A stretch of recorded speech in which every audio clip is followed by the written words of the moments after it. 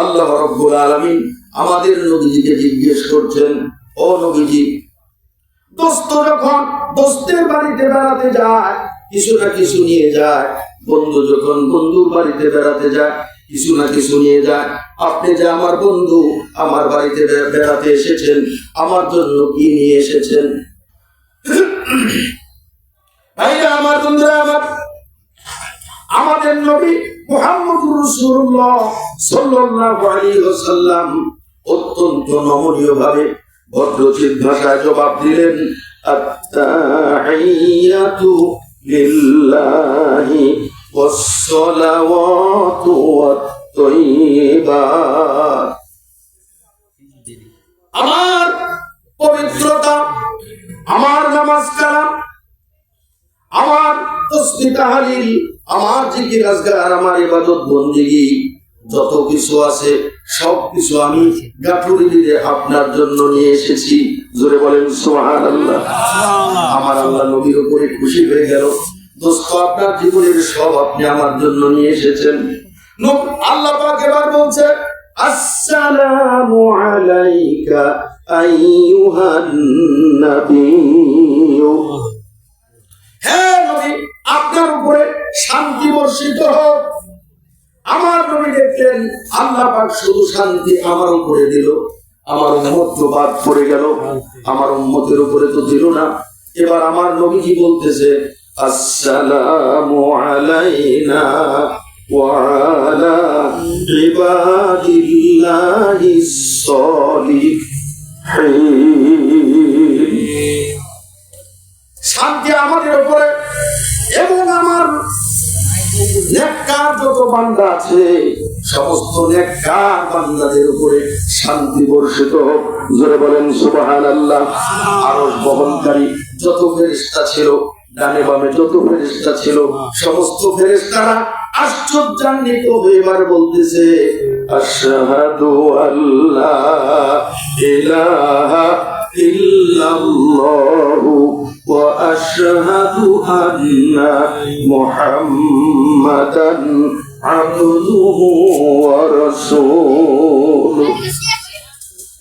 আমরা সাক্ষ্য দিচ্ছি আল্লাহ ছাড়া আর কোনো মাবুদ নাই এবং মুহাম্মদুর রাসূলুল্লাহ সাল্লাল্লাহু আলাইহি ওয়াসাল্লাম আল্লাহর বান্দা ও রাসূল। কি বললাম এগুলো? আত-তাহিয়াতু। আমরা প্রতিদিন ৫ ওয়াক্ত নামাজে এই আত-তাহিয়াতু করি। এই আত-তাহিয়াতু কোথায় থেকে আসছে বুঝলেন তো? ভাইরা আমার, বন্ধুরা আমার, তারপরে আল্লাহ রাব্বুল আলামিন বলতেছেন সূরা নজমের ভিতরে, ফাআউহা ইলা আবদিহি মা আউহা।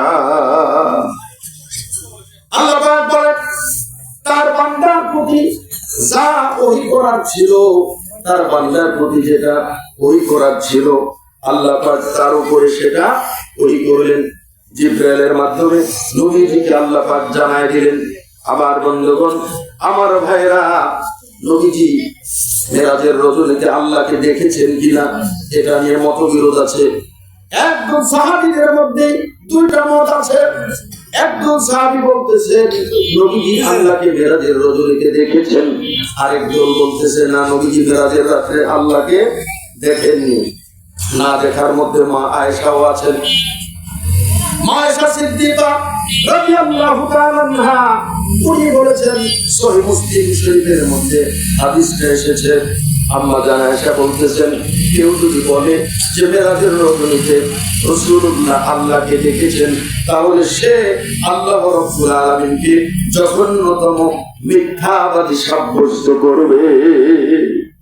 অর্থাৎ নবী মেরাজের রজনীতে আল্লাহকে দেখেনি, এটা মা আয়েশা বর্ণনা করেছেন। আর আব্দুল্লাহ ইবনে আব্বাস রাদিয়াল্লাহু তাআলা আনহু থেকে বর্ণিত, তিনি বর্ণনা করেছেন রাসূল আকরাম সাল্লাল্লাহু আলাইহি ওয়াসাল্লাম বলেছেন, রাআইতু রাব্বি আযজা ওয়া জাল্লা, আমি আমার পরাক্রমশালী আল্লাহ রাব্বুল আলামিনকে দেখেছি।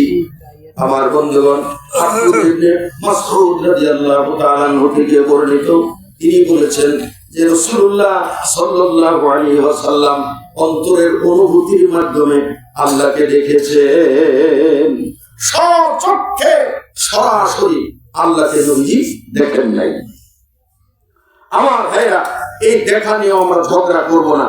এবার মিরাজে যে গেলেন, আল্লাহ পাক সূরা নজমে বললেন, ফাআউহা ইলা আবদিহি মা আউহা। তার বান্দার প্রতি যা ওহী করার ছিল তা তার বান্দার প্রতি ওহী করলেন।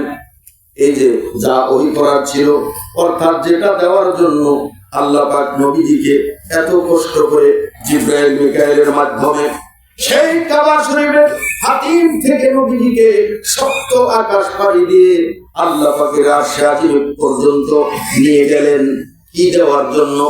এবার সেগুলো নবীজিকে দিলেন। নবীজিকে কি দিলেন? আমার ভাইরা, নবীজিকে আল্লাহ পাক দিলেন। আমাদের নবীজি তখনও মক্কায় ছিলেন। আমাদের নবীজি মদিনায় হিজরত করার আগে মক্কাতে থাকতেই এই মিরাজ হয়েছে।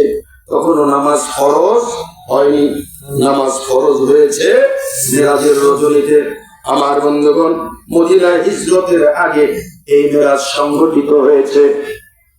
আমার বন্ধুগণ, আল্লাহ রাব্বুল আলামিন আমাদের বিশ্বনবী মুহাম্মদুর রাসূলুল্লাহ সাল্লাল্লাহু আলাইহি ওয়াসাল্লাম মিরাজের 1 বছর পরে মক্কা থেকে মদিনায় হিজরত করেছেন।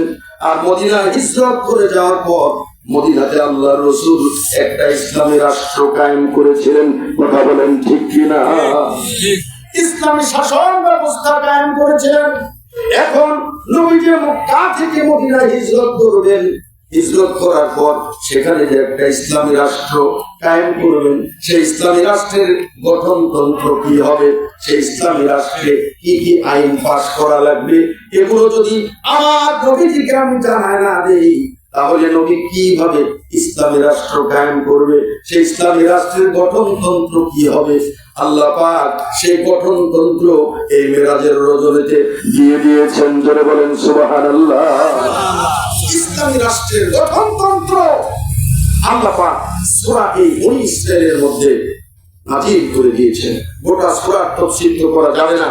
এবার সেই গঠনতন্ত্র আমি সংক্ষিপ্ত পরিসরে আল্লাহ পাক কি কি দিয়েছেন মিরাজের রজনীতে, ইচ্ছা কাহিনী সব পাঠ এবার সূরা বনী ইসরাঈল থেকে সেই 14টা জিনিস আল্লাহ পাক নবীজিকে দিয়েছেন মিরাজের রাত্রিতে। কয়টা? মিরাজের 14 দফা। এই 14 দফা ইসলামী রাষ্ট্রের গঠনতন্ত্র। গঠনতন্ত্রের মধ্যে 14টা জিনিস থাকবে। সেই গঠনতন্ত্র কি?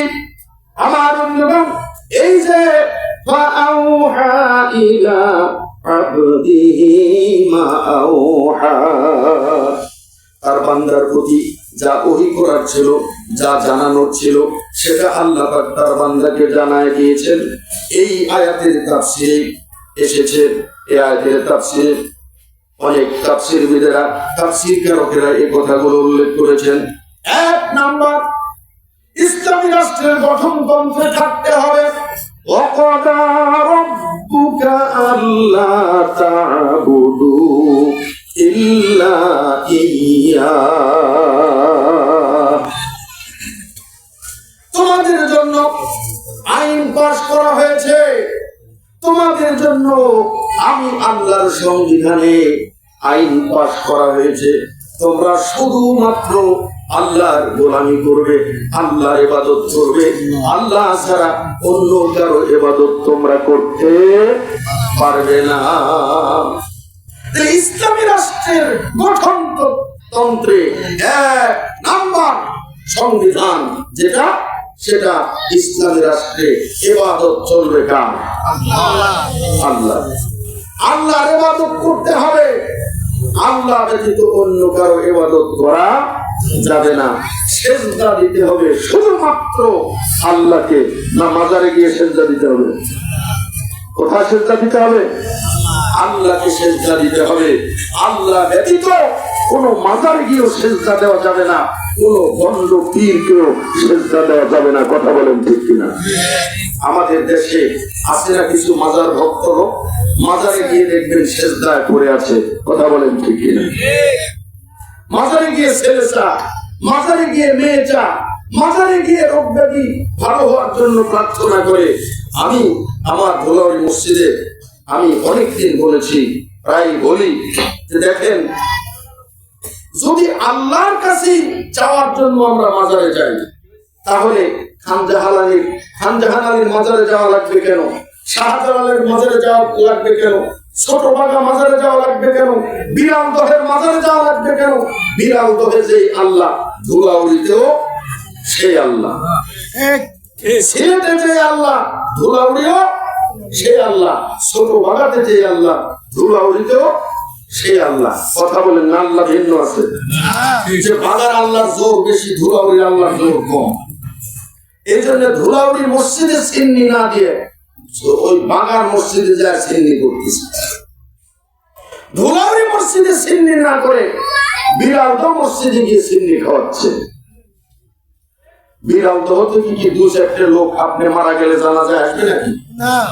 কথা বলেন, ওরা গোসল করতে আসবে, ওরা মাটি দিতে আসবে, তাহলে আপনাকে মারা গেলে জানাজা করবে ধুলাউড়ির লোক, মাটি দিবে ধুলাউড়ির লোক, গোসল করাবে ধুলাউড়ির লোক, আর ধুলাউড়ির লোকের কপালে খাসির গোস্ত দিয়ে সিন্নি নাই।